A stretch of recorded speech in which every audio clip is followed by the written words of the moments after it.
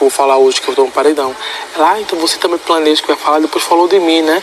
Aí eu levei na brincadeira, mas eu vi que foi uma catucada. É diferente você ficar planejando o que falar e outra coisa é você planejar um discurso de paredão. Uma sua defesa, né? Aí ela pegou, me catucou, aí teve outro que ela também me catucou sorrindo, entendeu? E eu levando só na brincadeira.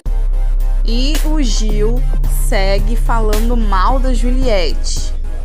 Ele diz que a Juliette só fica provocando ele e ele leva na brincadeira.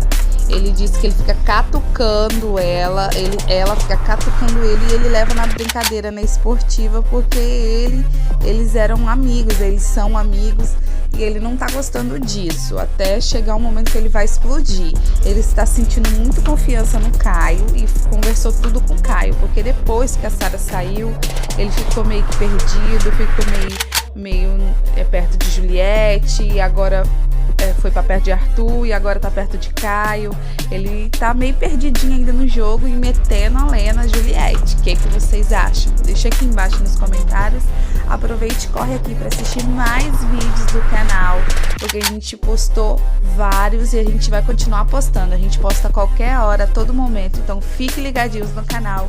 E é claro, já deixa aquele super like e corre e se inscreva e ative os sininhos para não perder nenhum dos nossos vídeos, tá bom?